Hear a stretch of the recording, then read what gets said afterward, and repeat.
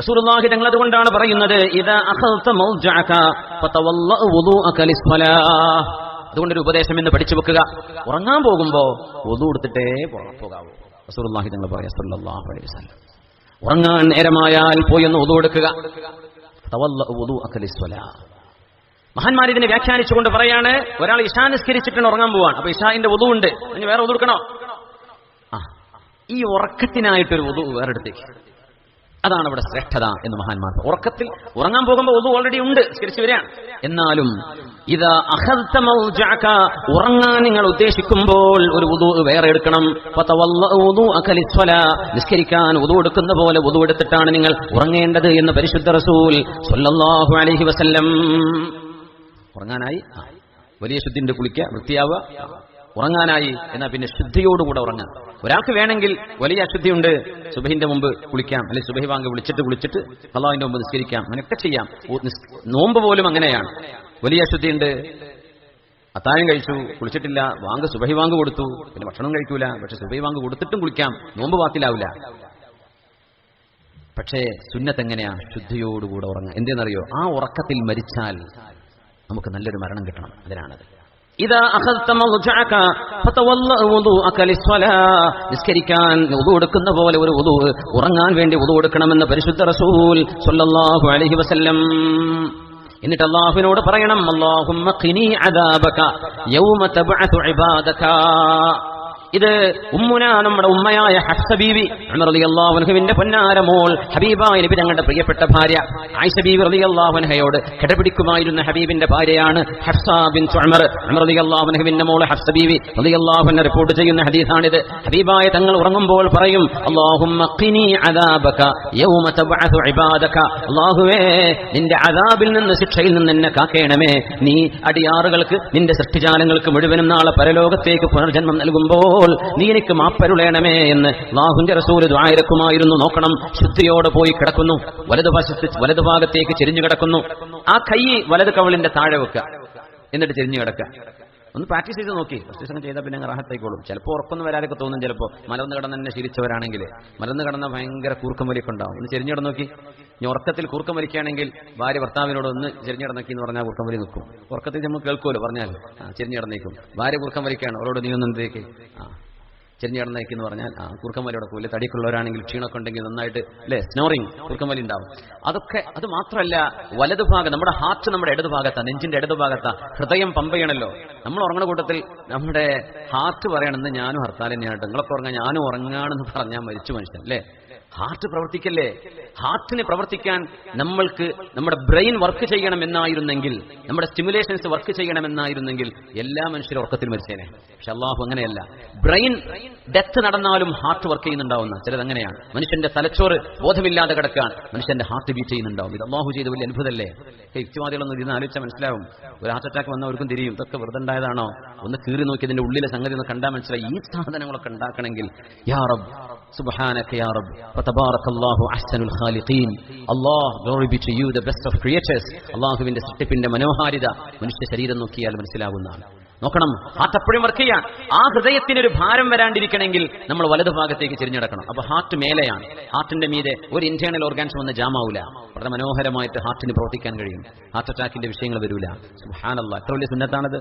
നീ അറ്റാക്കും കാര്യം ആലോചിച്ചിട്ട് വലത്തേക്ക് തിരിയണ്ട. നിബിധങ്ങൾ പറഞ്ഞല്ലോ എന്ന് വിചാരിച്ചിട്ട് മാത്രം ചെയ്താൽ മതിട്ടോ, അതിനെ കൂലി ഉണ്ടാവുള്ളൂ. അറ്റാക്ക് പേടിച്ചിട്ട് വലതുഭാഗത്തേക്ക് ചെരിഞ്ഞടക്കണ്ട, അതിന് കൂലി കിട്ടൂല. നിബിധങ്ങൾ പറഞ്ഞു എന്റെ റസൂലിന്റെ സുന്നത്തതാണ്.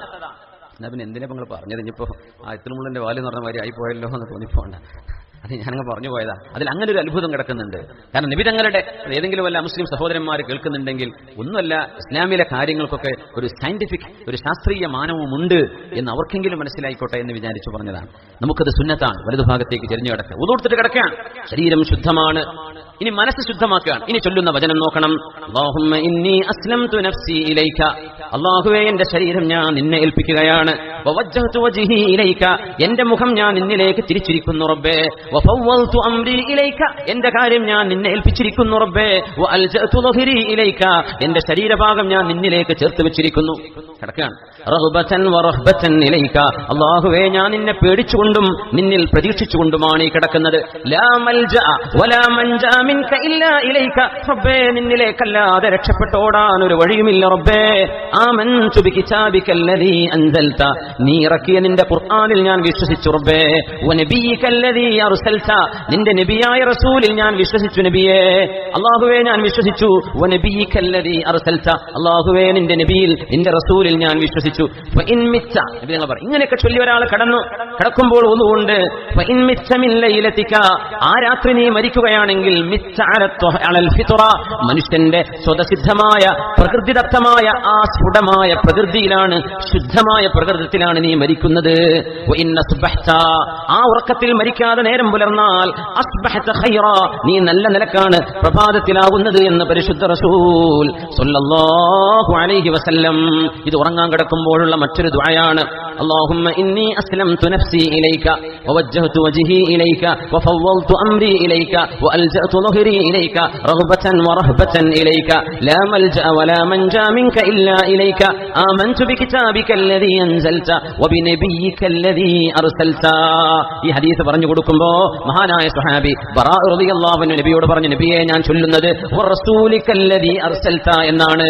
തങ്ങൾ പറഞ്ഞു അല്ല വനബിയികല്ലദീ അർസൽത, അങ്ങനെയാ പറയേണ്ടത്. കാരണം നബിയും റസൂലും രണ്ടർത്ഥമുള്ള വിഷയങ്ങളാണ്. റസൂലികല്ലദീ അർസൽത, നിന്റെ റസൂൽ, നീ റസൂലാക്കിയ റസൂൽ, അങ്ങനല്ല. വനബിയികല്ലദീ അർസൽത, ആ മഅനക്ക് തക്റാർ വരും. അതുകൊണ്ട് ഞങ്ങൾ പറഞ്ഞു നബി എന്നാണ് ആദ്യം പറയേണ്ടത്. വനബിയികല്ലദീ അർസൽത, നീ റസൂലായി നിയോഗിച്ച നിന്റെ നബി, ആ നബിയിൽ ഞാൻ വിശ്വസിച്ചു റബ്ബേ. അങ്ങനെ മരിച്ചാൽ വഇൻ മിത്ത മിൻ ലൈലതിക മിത്ത അലൽ ഫിത്ര, മനുഷ്യന്റെ ഏറ്റവും ശുദ്ധമായ പ്രകൃതത്തിലാണ് നിങ്ങൾ മരിക്കുന്നത് എന്ന് പരിശുദ്ധ റസൂൽ സ്വല്ലല്ലാഹു അലൈഹി വസല്ലം. അല്ലാഹു തആല ആ ഒരു ഇബാദത്ത് നിലനിർത്താൻ തൗഫീഖ് നൽകട്ടെ. നമ്മുടെ റൂമിലൊക്കെ ബാത്റൂമില്ല, അറ്റാച്ച്ഡ് അല്ലേ? അറ്റാച്ച്ഡ് അല്ലെങ്കിൽ വീടിന്റെ അകത്തോ വീടിനോട് ചേർന്നോ ഉണ്ടല്ലോ. മുമ്പൊക്കെ അങ്ങനെയല്ലല്ലോ. കിണറ്റിങ്ങ പോയിട്ട് പാതിരാണെങ്കിൽ പാതിരാക്കി വെള്ളം കോരിയെടുക്കണ്ടേ എന്ന് അങ്ങനെയൊക്കെ ഉണ്ടോ വല്ല വീട്ടിലും? മോട്ടറും പൈപ്പില്ലാത്ത വീടുണ്ടോ? ഒന്ന് തിരിച്ചാ വെള്ളം അതിൽ ഒതുകൊടുത്തൂടെ? എന്നിട്ട് നമ്മൾ ഈ സുന്നത്ത് പാലിക്കണില്ലെങ്കിൽ ഈ ലോകത്ത് ജീവിക്കുമ്പോൾ നമുക്ക് തൗഫീഖ് ഉണ്ടാവില്ല എന്ന് മനസ്സിലായിക്കോളെ. സ്വന്തം വീട്ടിൽ ടാപ്പും പൈപ്പും വെള്ളം ഉണ്ടായിട്ട് ഉറങ്ങാൻ നേരത്ത് ഉദു കൊടുത്ത് കിടന്നാൽ മതി എന്ന് പറഞ്ഞ സുന്നത്ത് നമുക്ക് എടുക്കാൻ പറ്റുന്നില്ലെങ്കിൽ നമുക്കതിന് തൗഫീഖില്ല. മഹ്റൂം, അള്ളാഹുവിന്റെ റഹ്മത്തിൽ നിന്ന് നിരാശപ്പെട്ടവരാണ് നമ്മളെ പറ്റി നമ്മൾ പറയേണ്ടി വരും. അള്ളാഹു കാത്തുരക്ഷിക്കട്ടെ. ഇന്നു മുതൽ ശപഥം ചെയ്തോളൂ. ഉറങ്ങാൻ പോകുമ്പോൾ ഒന്നുമില്ലേ, ആ ഉദുവിന്റെ വെള്ളം മുഖത്ത് തട്ടിയാൽ കണ്ണുകൊണ്ട് കാണാൻ പറ്റാത്തത് നോക്കിയതൊക്കെ ആ കുറ്റം ഉദുവിന്റെ വെള്ളത്തിൽ പോയി. കാതുകൊണ്ട് കേട്ട അനാവശ്യമായത് ഒന്നുമില്ല, ഒതുക്കത്ത് റൂമിലേക്ക് ഉറങ്ങാൻ വേണ്ടി വരികയാണ്. വീട്ടിൽ എന്തെങ്കിലും ഒരു കളവോ ഗീബത്തോ ഒന്നും പറഞ്ഞില്ല, അനാവശ്യ വർത്തമാനങ്ങളെങ്കിലും പറഞ്ഞു വരൂലേ വീട്ടിലിരിക്കുമ്പോൾ, അതുപോലും ആ ഒതുവോടുകൂടെ കഴിഞ്ഞു അല്ലെ. കൈകൊണ്ട് സ്പർശിച്ചത്, കാലുകൊണ്ട് നടന്നത് കാല് കഴുകുമ്പോൾ പോയി, ചെവിയിൽ കേട്ടത് ചെവി തടവുമ്പോൾ പോയി, ചിന്തിച്ച തെറ്റുകൾ തല തടവുമ്പോൾ പോയി. ഓരോ അംശവും ഭാഗവും തടവുമ്പോൾ അതിനനുസരിച്ചുള്ള തെറ്റുകൾ അല്ലാഹു പുറത്തു തരാം. ഇതല്ലേ ഉദു എന്ന് പറഞ്ഞാൽ. നമ്മളെന്താ മനസ്സിലാക്കിയത്? ഉദുവിന്റെ അത്ഭുതം അതല്ലേ. കൈ കഴുകുമ്പോ നബി തങ്ങൾ പറയാ സ്വല്ലല്ലാഹു അലൈഹി വസല്ലം, അവർ തനാസറത് ഖതായ, അവരുടെ തെറ്റുകൾ മുഴുവൻ അങ്ങോട്ട് വിതറി പോവുകയാണ്.